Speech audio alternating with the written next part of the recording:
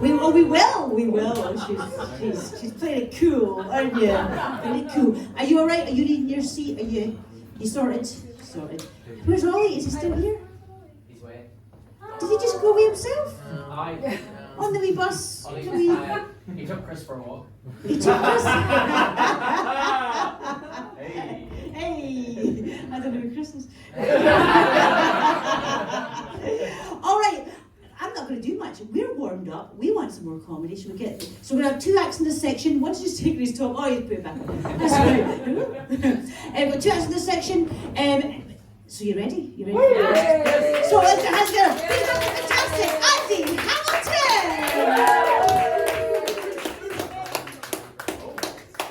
Hello, how are we? Woo! That was fucking dire. What was that? How are we? That's a bit better. How are we all doing? I'm Andy. I'm going to give you 4 interesting-ish facts about me. It's a little bit of an icebreaker. Number 1, I was born in a raspberry patch. Literally born in a raspberry patch. That's real. Number 2, I'm a former professional footballer, or soccer player if you're American. Number 3, I'm grade 8 on piano. So, bar the jock looks, I'm actually quite cultured. And number 4, my mother abandoned me as a child. I actually got something from that. Normally folk go, it's fine, it's been a while, I don't remember. It's cool, we're all good. Despite some very obvious mummy issues, I got married and I've been married for nearly 2 years now. It's fantastic. I love being married. I'm the complete role reversal of most guys. Fucking love it. I'm at the door like the dog waiting for my wife to get home. Hiya! Are you home? How's your day been? She doesn't like dogs. But yeah, I do my best. I try to smother her with as much love as I can. She prefers to use the pillow. I do all the cooking because I prefer to survive. So did you know that you can get E. coli from beans on toast? I didn't even eat beans on toast and I fucking nearly died. It was horrible. But yeah, we've been together for about 6 years now, and courtship can be tough. I get that, especially when you have to sign up for Duolingo. She's from Glasgow. Anyone from Glasgow? Hey. Fuck yeah! I'm only joking. Yeah, she's from Glasgow. So it's quite interesting. Where we get, do you know how far it is between Edinburgh and Glasgow? 42 miles. Yep. Do you know what's halfway between Glasgow and Edinburgh? A place called Hart Hill. Does anybody know Hart Hill? It's a fucking shithole. And I don't give a fuck if you live there, it's a shithole. There's a black line when you get to that fucking petrol station. The BP sign is the Eye of Sauron and you're driving into Mordor. You're trying to run over fucking orcs on the M8 and I don't miss. Bump! That's the only sound that you hear. Only sound you hear. If you're from West Lothian, I'm really sorry that you live there. But it's funny, when you marry someone from somewhere, you're in a relationship with someone else that's from a different part of the country or a different part of the world, you always get these little things that happen. I mean, I don't know if anybody else, but my wife has been in Edinburgh for 10 years now. And when we get to about Hart Hill, the Ouija starts coming in. It's like a fucking gremlin. Remember gremlins? Yeah. Don't feed them after 12 o'clock and don't get them fucking wet. Don't take them any closer than 22 miles to Glasgow because she starts going Ouija. Like proper Ouija.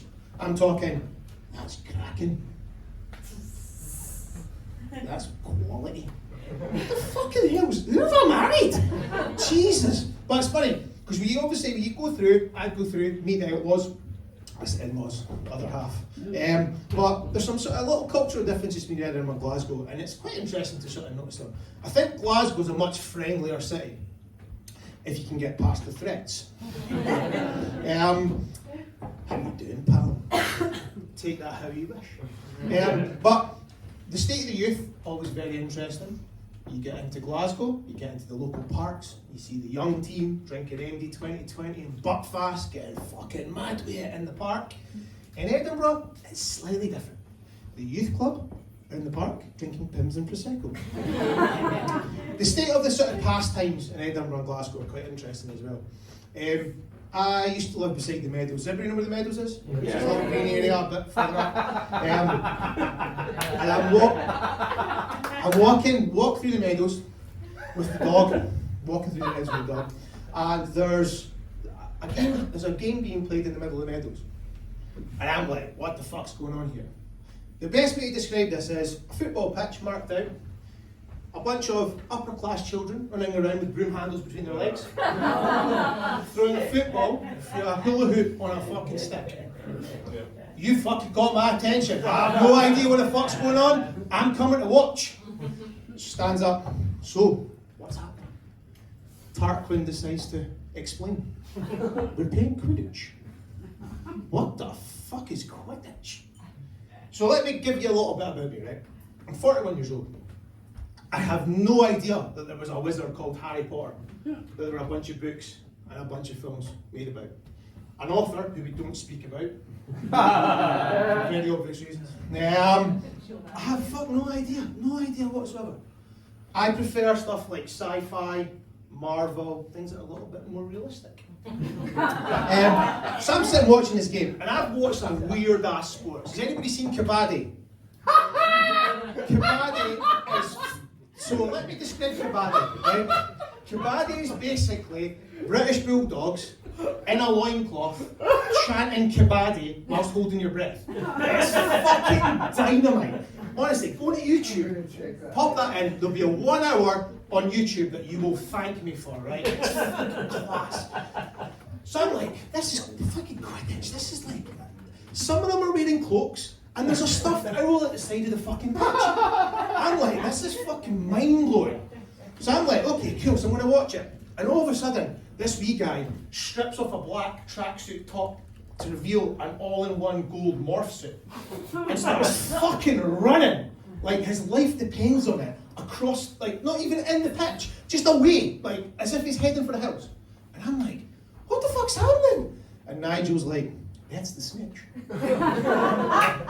In Glasgow, snitches get stitches. So that's why he'd be running through there. Not sure why he's running through in Edinburgh. But yeah, I think it's you get a lot of stuff that comes with being married. It's supposed to be sex, but you don't get sex. It all goes to tits. No tits. There's no sex. So yeah. But my wife, she's fantastic. She's great. She's not here, so we can talk about her. I'd talk about it if she was here, but she's from Glaswegian. She'd beat the fuck out of me. That's why I wear dark clothing, so you can't see the bruises.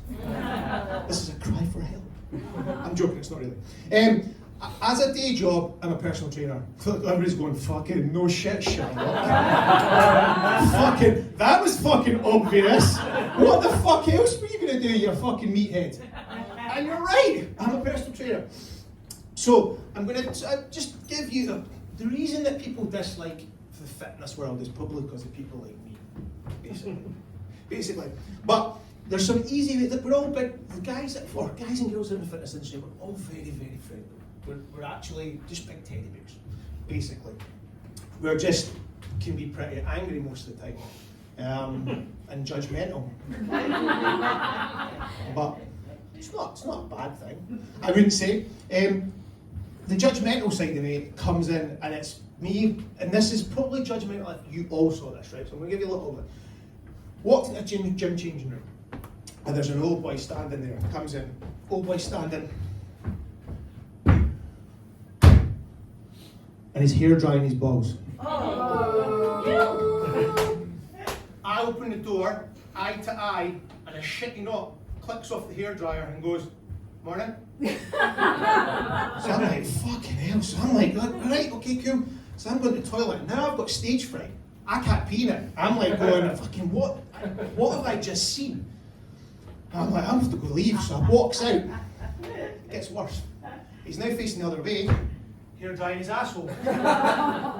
It's like a set of spaniels, ears flapping in the fucking breeze. It's horrendous. It's not a fun sight. And that's why a lot of people just don't like the gym. They don't like the gym. I'm going to give you 3 myths, right? I'm going to dispel them for you. Number 1. I've forgotten number 1. Number 1. No carbs after 6 p.m. Has anybody heard that one before? Yeah. So that's one that it was promoted by Oprah Winfrey. No carbs after 6 p.m. Bullshit. Person that told you that, 24-hour bell end. Number 2, Netflix documentaries. All horseshit. You've seen them. Watch a Netflix documentary. Wee Davey from 2 Doors Down starts spouting off inspirational quotes every 2 minutes on his social media. What you need to know is the person's spouting those inspirational quotes, it has a correlation to how much of a clusterfuck their life actually is. Remember that. I think a lot of folk are going, that's you. It's normally Auntie Sandra, alongside some Britain's first pish as well that she's putting out there. And the final one, and my favourite one, always been the favourite one, sugar is addictive. Suspense. It's not. Sugar isn't addictive. Have you seen anyone standing on a street corner sucking dicks for donuts? I've been Andy, thank you very much.